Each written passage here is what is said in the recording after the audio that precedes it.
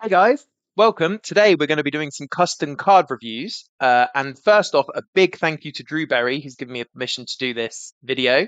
If you haven't already, check out DrewBerry's YouTube channel for his custom card review of the top 5 cards submitted by the berryverse in the berryverse Discord channel. And check out that Discord channel as well. Now, DrewBerry has set up this challenge for the berryverse with the keyword ongoing. So he's asked everyone in the Berryverse for custom card suggestions with the keyword ongoing. He's taken the top 5 and done a review of those. What I'm going to do today is look at 10 other cards that I've been very impressed with. There was over 100 submissions into the Discord channel. There was so many cards that it was worth digging into some of them. So let's move forward and see what we've got. Okay, so firstly, I'm going to show off my design. This isn't part of the top 10, and I've not given myself any scores here, so I didn't want to be big-headed. So my custom card was Mephisto, which is a 5/10 with the ongoing ability. Both players' total power here is negative, and it cannot be played after turn 5. So the idea here is that you almost turn a location into the bar with no name, where you actually have a race for the lowest amount of power because both sides' power is going to become negative. Now, the downside you have to playing Mephisto is that it's 10 power. So as soon as you play this into a lane, if the opponent has less than 10 power there, you just lose the lane pretty much straight off. But what this does do is it punishes the opponent if they've really stacked a lot of power into one lane early. It also is a great counter to Shuri. If you see Shuri come down on turn 4 and you think they're going to whack a huge power card in that lane, you can stick Mephisto there, and then that huge power will work as a negative against them. A couple other things you could do. You could Viper Mephisto over to the enemy's side, which would maintain the ongoing ability, but they then have the 10 power there. You can also Enchantress it to undo the effect and cancel the ongoing ability so that the enemy wouldn't play cards there in turn 6, and you'd end up just winning the lane. Now, both of these plays aren't great in terms of you're going to have to devote so much energy into turn 5 and turn 6 just to win a single lane that it requires you to have a lot of power in other lanes to match that. Now, there might be a bit of a balance issue here because it's going to be very hard to get the number right.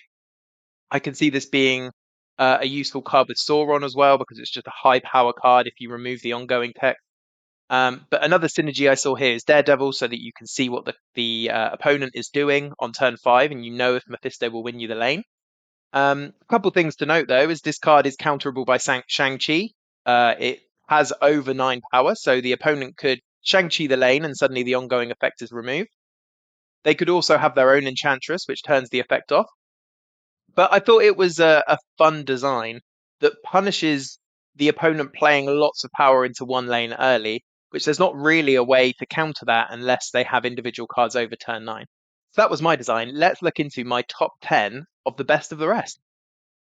So firstly, we've got card number 10 here, and this card design is by TYP Wingo 1. And they have created Dormammu, who is a 6/0 with the ongoing effect. If this is the only card at this location for both players, plus 8 power to each of your locations. And what this is likely to mean is that you're probably going to win the game if you can have Dormammu as the only card in a location. Now, the reason that I chose this as my number 10 is that I thought it was just a really interesting effect. I think the balance is probably completely broken. It's going to be incredibly difficult to pull off. Uh, but you'd have to utilize cards like Spider-Man to pull their units out of a lane. You could use Polaris. You could use Aero.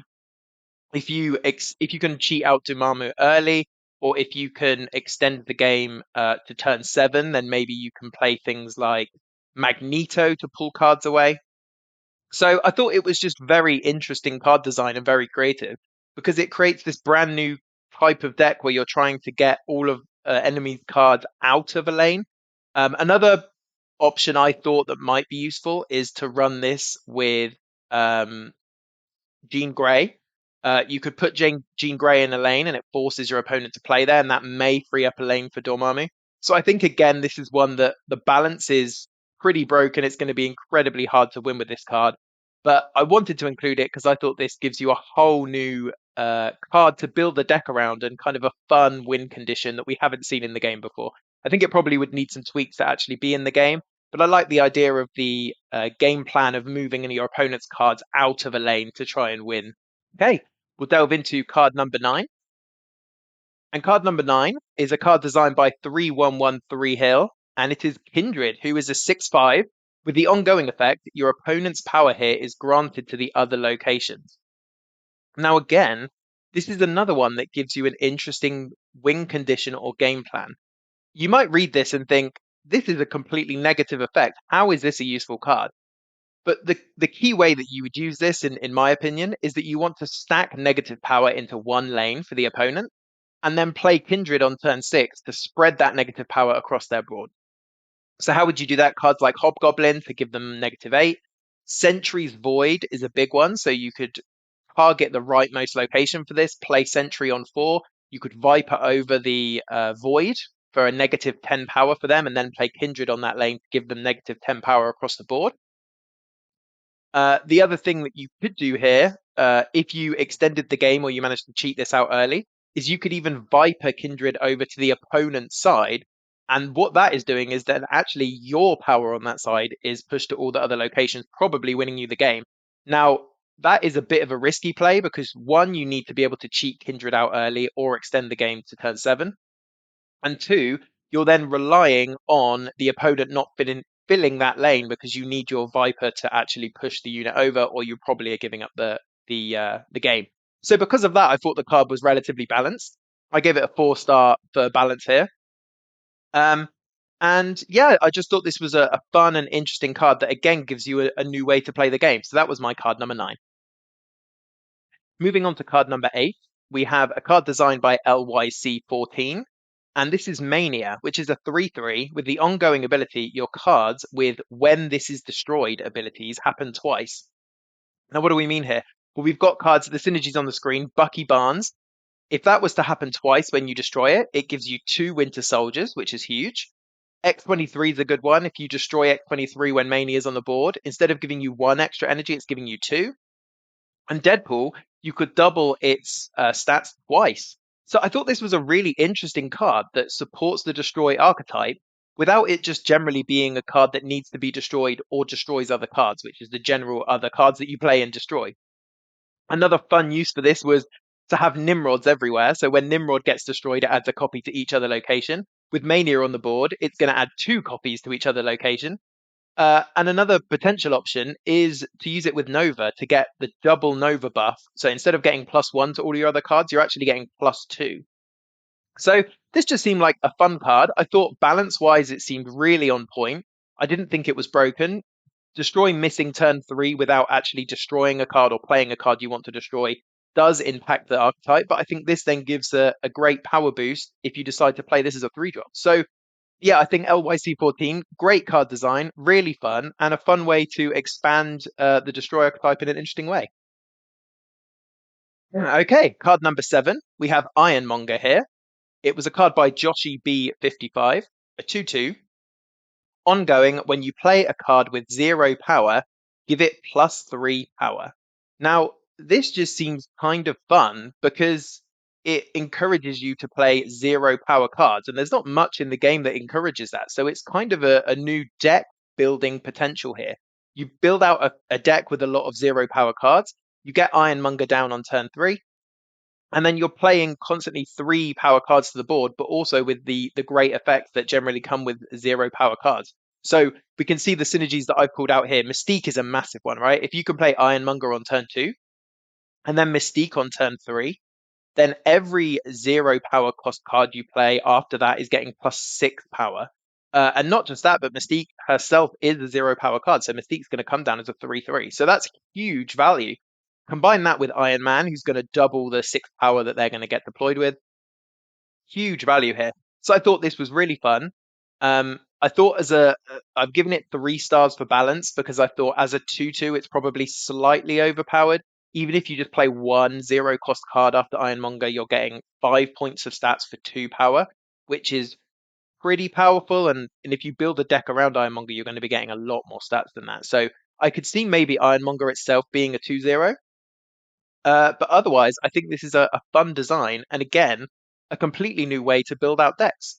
Um, The only slight negative I thought of this one is that unfortunately it breaks Cerebro Zero, so you can't play this in Cerebro Zero because Ironmonger currently is a 2/2. But that being said, if it was reduced to a 2/0, it could be then ran in Cerebro Zero decks. Maybe that would be broken, I'm not sure. But a really fun card, so thanks Joshy B55, great design. Okay, card number 6 is a card by Bomb Striker, and it is the Mandarin, which is a 3/3. At the start of each turn, give this card +1 or -1 power, down to a minimum of 0. And it also has the ongoing effect, cards with the same power as this can't be played here.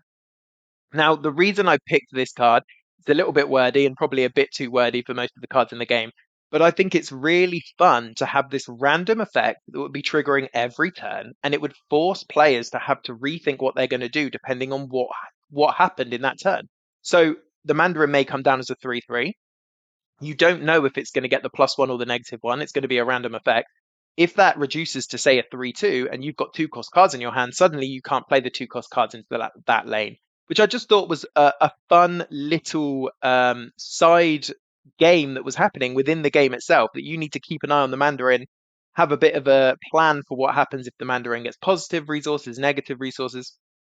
I think from a balance perspective, this probably is really underpowered in its current form. I mean, a 3/3 is not the biggest stat line. It's giving both you and the opponent a negative effect, and it's kind of hard to mitigate that on your side by deck building out around the Mandarin. I thought for me, it would be maybe a more interesting card if instead of just blocking cards played to this location, it actually blocked playing those cards across the board. So suddenly you have to be very careful. If you've got a handful of 2 costs and you think the Mandarin may buff up to a 2 cost or down to a 2 cost, you need to make the call. Do you play those out this turn? Do you gamble? And if you guess wrong, then you just can't play those cards. And I thought maybe that was a fun way to give the Mandarin a little bit of a buff and make it a little bit more exciting. Um, the two synergies that I did pick out, although they're minor synergies, you could forge the Mandarin to give it an extra 3 stats, and that may prevent the opponent from playing some big cards down. Again, it's probably unlikely that the opponent's going to have specifically, say, a 3/6 or a 3/7. Sorry, a 6 power or a 7 power card. So it's probably not going to trigger, but there may be something in there with Forge. And obviously, it's a 3 cost, so you can play it with Surfer to get an extra buff. But I think the random effect is really fun. I think the having the little side game in amongst the game is really fun. And with some tweaks, I could see a card like this being a really fun addition to the game. So thank you, Bomb Striker, for the great submission. Okay, guys, so we're on to card number 5, and this is a card designed by Lapis, and it is another Ironmonger with the same art, but what Lapis has done a bit of frame break, enhanced the colors a bit, and given it some custom text. So I've given it a bump up on the artwork for that because this card looks great. And Lapis's design is a 6/21. With the ongoing effect, your opponent's total power is doubled at this location. So the first thing that I thought with this is it's a great theming with Iron Man, right? It's Ironmonger is sort of the anti-Iron Man. It's Iron Man's villain, if you like. And it's the exact reverse effect of Iron Man's card, where Iron Man gives you double power, this gives your opponent double power. But on the flip side, it's giving you a huge power boost. So there's a real question as to how to use this card. I'm not 100% sure how you'd use it. You could use it with Sauron, but then it becomes kind of broken. So I'm not sure if, as it stands, this would work because you could use Sauron to remove its ongoing ability. It would then just be a 6/21, which is huge power. So I think that's probably slightly imbalanced. Another option I thought of is the Living Tribunal. If you run this with Tribunal, 21 power then split across all your lanes means a huge power boost across the lanes, and you just give up on the Ironmonger lane. You let them have double power, and then you just work on the other two. You could also Iron Man into Ironmonger for 42 power in one lane, which is crazy high. And then it's very unlikely that the opponent's going to beat that. So I think it's fun because of the theming. I liked the idea. I'm not sure exactly how you'd play around it, and I think it's a bit broken with Sauron, but it was a fun effect, and I wanted to include it in the list. So thank you very much, Lapis, for your suggestion. Okay, moving on to top 4 now. We've got card number 4 is a design by Bravo, and it is Nitro. With the it's a 3/1 with the ability ongoing cards can move from this location. and at the end of next turn, destroy all cards here. Now, this for me was a really, really interesting card because what you're doing within a game is you're giving again a little side game happening within the major game itself. What Nitro's doing is it's basically saying next turn is going to destroy all cards at this location, but both players have the opportunity to move cards out.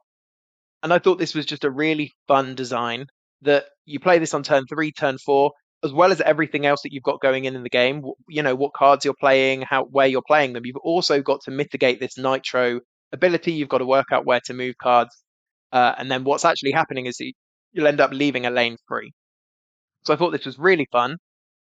Probably could be a little bit broken. If you can play it on turn 5, I think it's really broken. So I think this card would maybe be better if it wasn't able to be played on turn 5, purely because if you're going to destroy all the cards after turn 6, then that just leaves an empty lane and you can cheat power into there quite easy if you build the deck around it. Doesn't really give the opponent much counterplay. Some synergies I could see here. I mean, Nitro is also a little bit broken potentially with move archetypes because it allows you to move all of your cards next turn out of that location. So with cards like Craven, it's going to be, you know, really, really powerful because you can move a load of cards into a Craven lane. Another option that I thought was really powerful was Professor X. If you move all of the cards, or you play Nitro, say on turn 4, your opponent then moves all the cards out expecting it to blow up, and you play Professor X on turn 5 to lock down that location, and Professor X's ability will stop it being destroyed. So that then wins you that lane, which is an interesting synergy. And then I've included debris here, and I've mentioned junk decks because another way of playing this is you could fill a couple of lanes, or at least fill one lane. Then when you play Nitro, the opponent doesn't really have anywhere to move their cards to, and their cards end up getting destroyed. So really creative, really fun. I love these cards where there's a little thing that happens in amongst the game that you have to work around, as well as the larger game as a whole. And this was a great example. So thank you, Bravo. Great design. Okay, so we're into our top 3, and at the 3rd spot is a card design by Joshua, and this is Captain America's shield. He provided a few designs here, so I've put them all up on the board, and it has the ongoing effect. Your lowest power cards here have +2 power.